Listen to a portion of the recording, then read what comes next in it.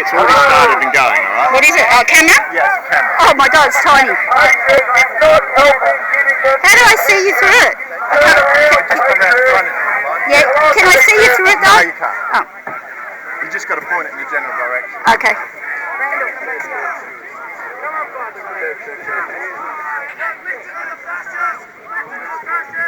Hey kids!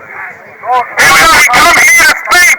We come here to let it be heard! We told them we know Islam supports pedophilia! We know Muslims were in with Hitler during World War II!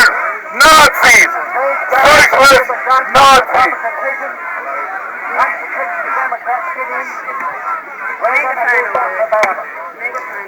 Patriots, your first speakers, travel the great distance from South Australia.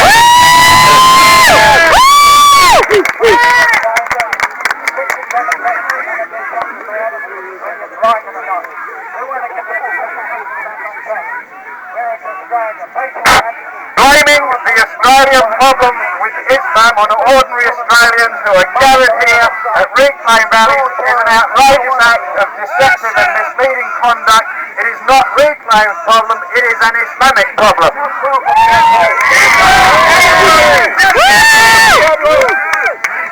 10 years ago in 2005, our own Australian government had a national action plan. They were seeking advice 10 years ago as to how best to respond to the threat of Islam in Australia. This is a problem that was recognised 10 years ago before the Reclaim rallies. Reclaim has not created the problem with Islam. Islam has created the problem for Australia. Islam created it! This year, in January 2015, there was a government report that said that there are an increasing number of potential homegrown terrorists here in Australia. This is the government report. It is not something that Reclaim has invented. We'll get rid of that, you worry about that. You won't stop. Even the Labor government, even Julia Gillard and Tanya Plibersek, they wanted a national rollout of anti-Sharia female genital mutilation laws spread across Australia, because even the Labor government recognised that Sharia and female genital mutilation is a problem for Australia that has been brought here by Islam. It is not a right-wing issue, it is a Labor issue and an Australian issue, and Julia Gillard, when she was Prime Minister, recognised that.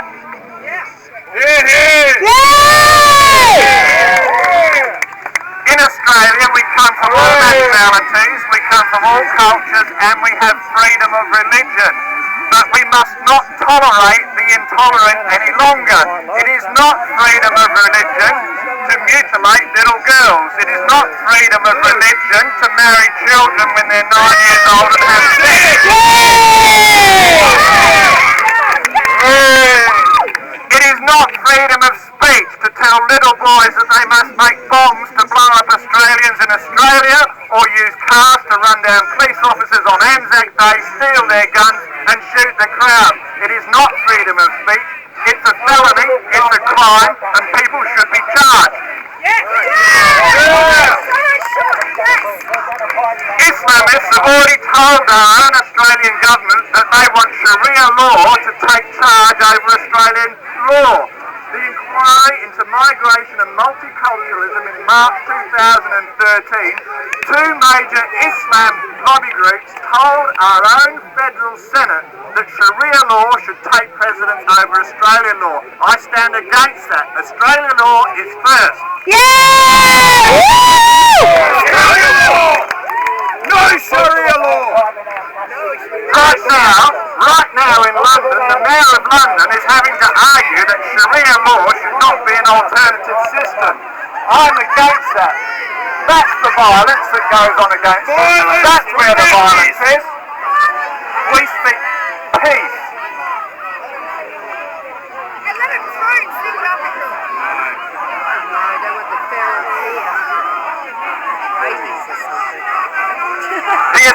The Islamification of Australia is going according to their plan. They are already taking over the prisons. In the Victorian prison system, Bolton, there are now more Muslims in the prisons than there are Aboriginal people. Australian prisons in Victoria are now being controlled by Islamic gangs as they recruit more people of violence to pursue Sharia law in Australia.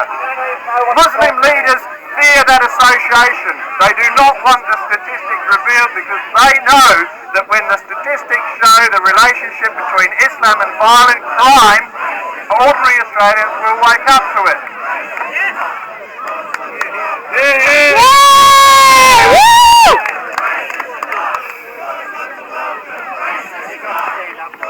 If the rise of Islamification, if the rise of the number of Islamic people in Australia continues for the next 40 years, and we recently had the 2015 Australian Government Intergeneration Report, that means Australia will be 20% Islamic by the year 2055. That's the vital report. 20%. Now when they turn to 20%, they turn against their host country. They make demands that Islam take precedence. Already in London, Paris, Germany, Norway, there are places where police cars can't go without being slowed, and there are places where Sharia law is the dominant law, where there are no police or no courts except Sharia courts. No Sharia courts in Australia! Yay! Hey, no Sharia No courts in constitution Australia! of any Western country has ever given freedom of religion the right to be anarchist, the right to break laws, and the right to commit treason. Our own Australian Constitution does give the right to freedom of religion, but that does not mean the right to commit felonies.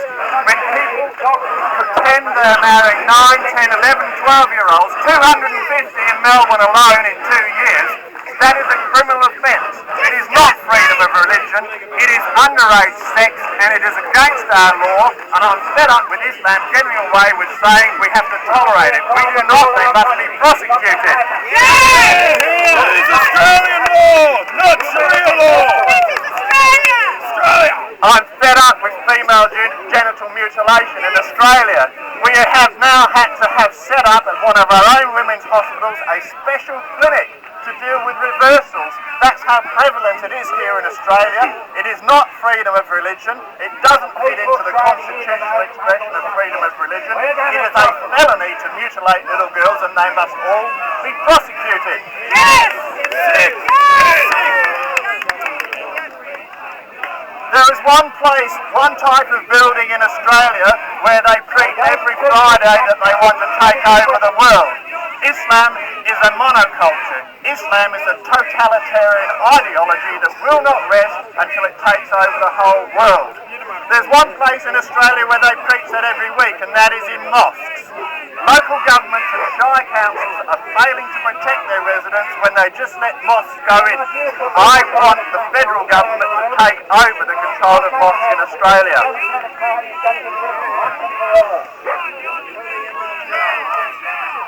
There has never been an Islamic country. There is no such thing as an Islamic country. Islam was invented by Muhammad in the year 630. There was no Islamic country. They have taken by conquest. Everywhere they have gone, they have built mosques on places that they intend to conquer or have conquered. That is what mosques mean. Mosques are not churches. Islam is not a religion. It's certainly not peaceful. It's a totalitarian ideology of hatred and violence that wants to rule us and tell us what to do, and it starts in mosques, and we must start banning mosques. No more mosques! No more! Muhammad's first mosque was built in Medina after he conquered the city. They wanted to build a mosque on the side of the Twin Towers after they blew them up to show that they had conquered it. They want to build 3 mosques here in Canberra because they know that once they build mosques, they can use them as their headquarters for Sharia law. Applications for mosques quite often don't even say what they're going to be used for.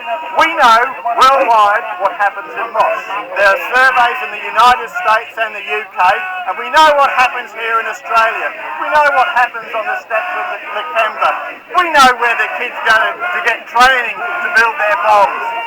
96% of people that go to mosques that have violent material, where they show videos of the Twin Towers going down, where they show kids blowing up things. Schools where kids are taught to slaughter people, to behead them. It's all over the internet. We all know what goes on in mosques. Why are we allowing them to be built here so that they can be training grounds, Islamic fortresses, and places where they preach to their children that they must kill us, conquer us, or make us submit? I say it is Islam that should submit to Australian law.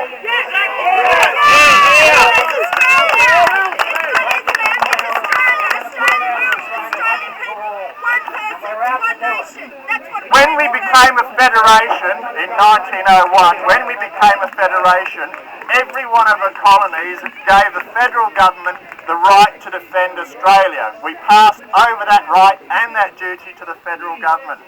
Our federal government needs to recognise that mosques are a threat to the defence of Australia, and our federal government needs to take over national control of mosque planning and mosque activities, and there must be prohibited activities for mosques. I want to see our federal government terrorist squad given the powers to do random checks by going into mosques, and if they find unlawful activities, they should have the right to shut them down there and then.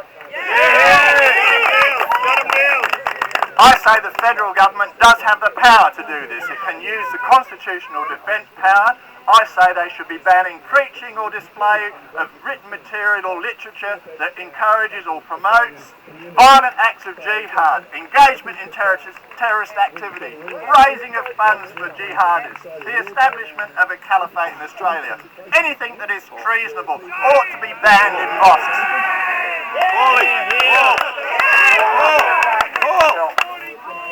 There were 250 child brides in Melbourne in just 24 months because they followed the example of Muhammad, who was 50 years old and married a 6-year-old girl. He saved it until she was 99 years old before he had sex with her. That 93-year-old having sex with a 9-year-old. That is unlawful in Australia. Every one of those 250 marriages needs to be prosecuted. In Australia, 150 young women a week go into the legal advice centre to get advice as to how they can escape. Australia is not doing a great job against domestic violence. Australian women, one a week gets killed. But at least we have laws that says it's unlawful. Sharia says it's okay to hit the wife. Sharia says it's okay to use a stick to hit the wife. Why do these people think that's okay in Australia? Yeah!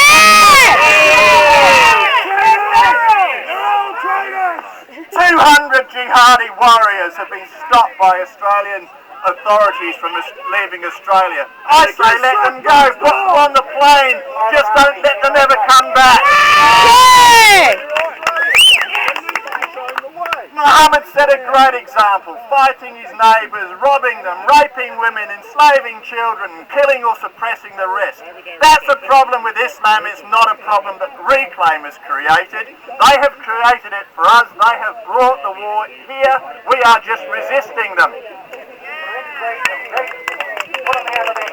I say, in Australia, no more mosques. Yeah! Woo! I say, no more mosques! No more mosques! No more mosques!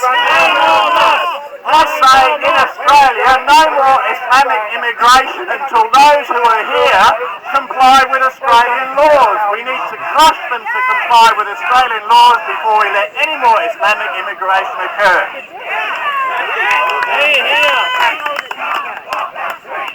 I say close Islamic schools. Close the schools where they teach the girls to be second-class citizens, where they're not allowed to engage in sports, where they're going to leave school and get married because girls don't need an education. In Australia, women and men are equal. Yay! Those who commit crimes in the name of Sharia or jihad need to be extradited, need to be sent out of our country and come back. Get on! People need to hear the truth about Islam. We are telling them that. even if they don't like it. If we've made an enemy, it's because we're standing up for what is right. We're standing up for Australia law first. Sharia law must comply with Australian law, not the other way around. The truth is, Australian culture is better than Islamic culture.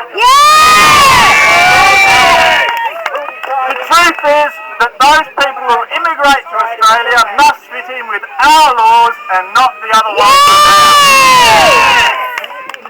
And the truth is, when Islam goes into a country, freedom goes out, and the less Islam in a country, the better the country is. Our generation has to hold on to the freedom that our forefathers and mothers fought for. We need to pass that on to our children. We need to stand up for what is right, and we need to say no Islam in Australia, Australian law first.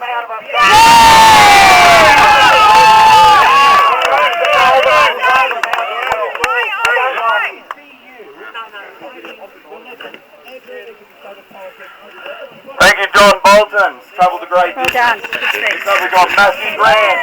He encoded his